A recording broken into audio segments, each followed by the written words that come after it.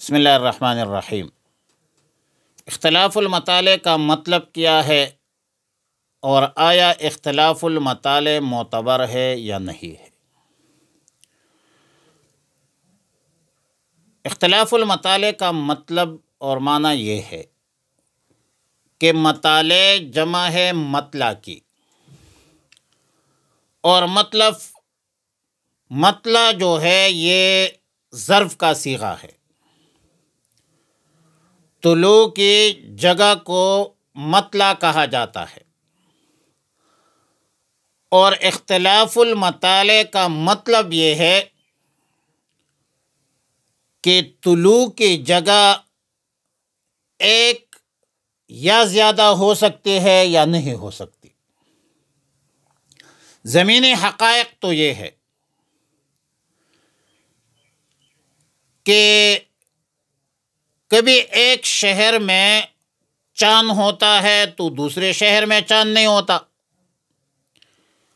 اور یہی مسئلہ سورج کا ہے،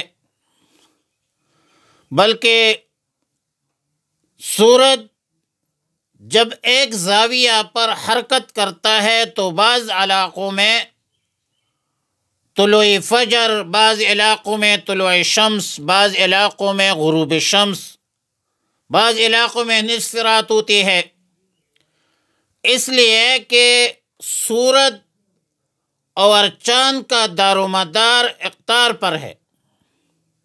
اختلاف اقطار کی وجہ سے اختلاف مطالع واقع ہوتا ہے، اور علامہ فخر الدین زیلعی تبیین الحقائق جلد 1 صفحہ نمبر 331 میں لکھتے ہیں کہ شعاع الشمس یختلف باختلاف الاقطار، اور اب ایک کتنی مقدار میں مطلع مختلف ہوتا ہے، یعنی اختلاف المطالع تو ہے، زمینی حقائق ہے، لیکن پھر یہ مطلع میں اختلاف کتنی مسافت پر بتائی گئی ہے اور اس کی مقدار کتنی ہوتی ہے۔ تو امام قحطانی نے 1 مہینہ یا اس سے زیادہ تک مسافت بتائی ہے۔ وقدر البعد الذي تختلف فيه المطالع مسيرة الشهر، یا اس سے زیادہ بھی ہو سکتی ہے۔ اور تاج تبریزی نے اس پر تنبیہ کی ہے کہ اختلاف مطالع 24 فرسخ سے کم فاصلہ میں ممکن نہیں ہے۔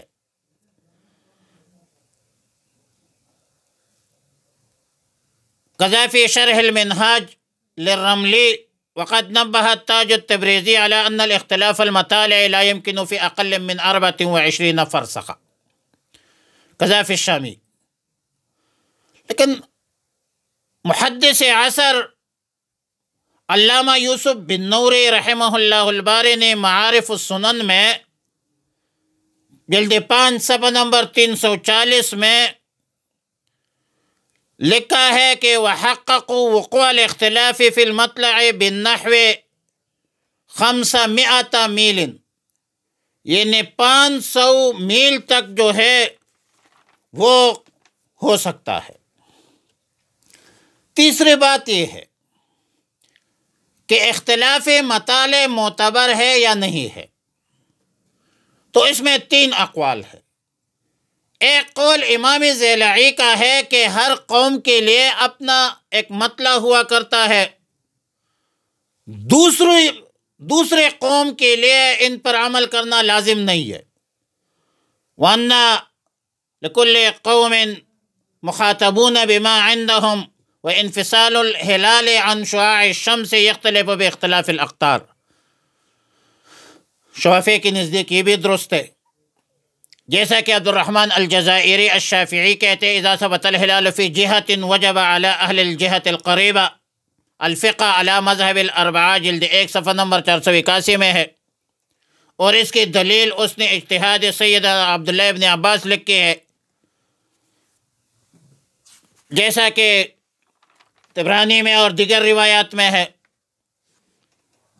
دوسرا قول اختلاف مطالع کے اعتبار کے حوالے سے یہ ہے کہ یہ عدم اعتبار جو ہے قریب علاقوں کے حوالے سے ہے، اور یہ قول ہے بعض مشائخ کا۔ قال الکاسانی اذا كانت المسافۃ بین بلادتین قریبۃ لا تختلف منه المطالع، تو پھر اس قول کی دلیل جو ہے کہ اگر دور کی بلاد مثلا عرب اور ہند میں اختلاف کو معتبر مان لیا جائے تو پھر 28 رمضان کو مثلا عید ہو جائے گی۔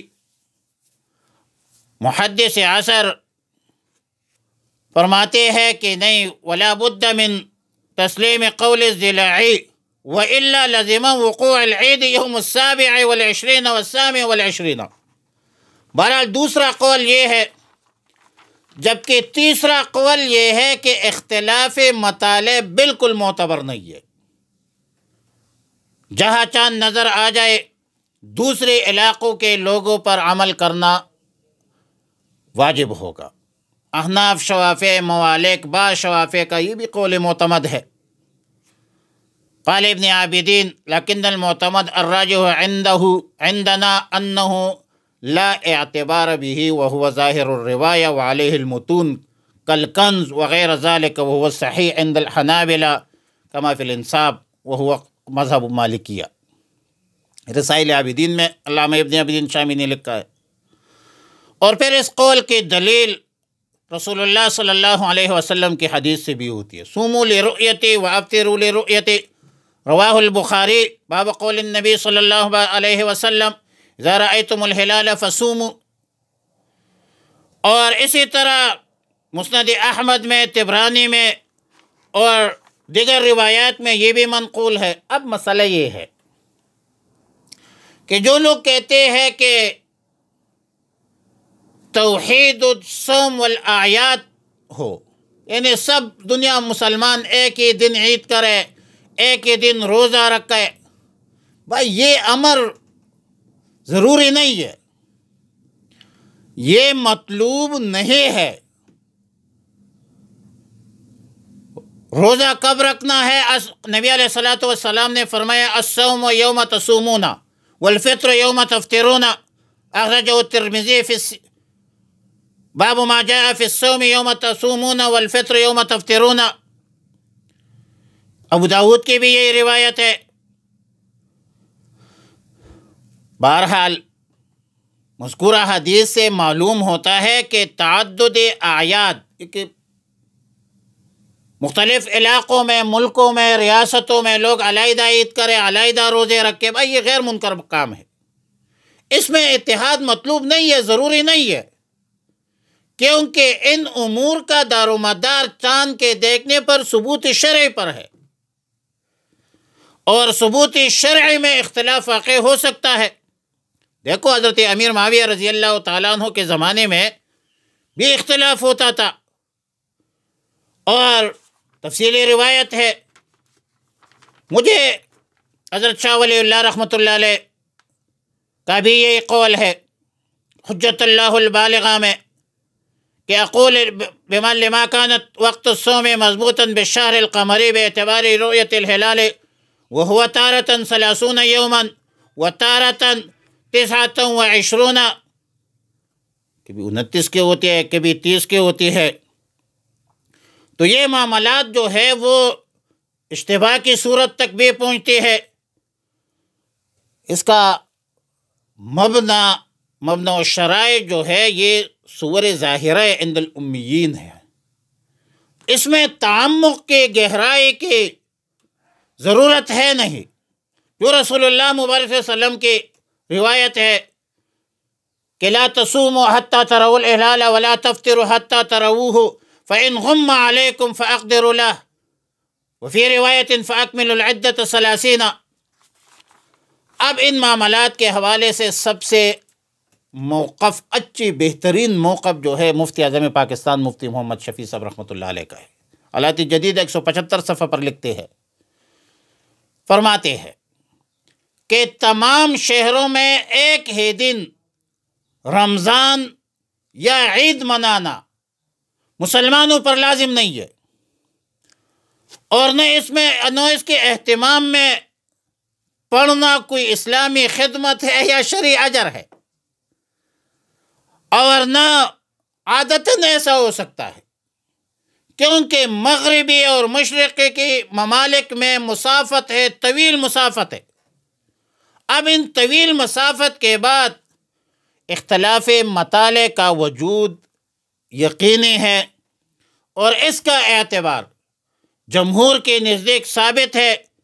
اس لیے صحابہ کرام رضوان اللہ تعالی علیہم اجمعین کے دور میں رمضان اور عید مدینہ منورہ میں کسی روز ہوتی تھی، مکہ میں کسی روز ہوتی تھی، شام میں کسی دن، عراق اور مصر میں کسی دن۔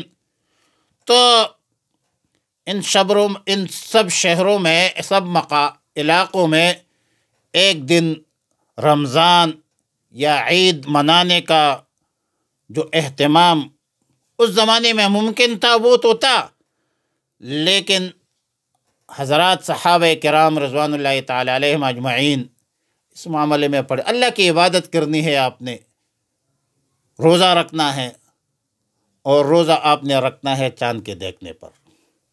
جہاں چاند آپ کو نظر آئے وہاں پر آپ عید کریں روزہ رکھ کے، اور اس میں یہ ضروری نہیں ہے کہ پوری دنیا میں ایک ہی دن عید ہو اور ایک ہی دن روزہ ہو، اور یہ عادتاً ممکن بھی نہیں ہے۔ صلی اللہ علی النبی الامی الکریم۔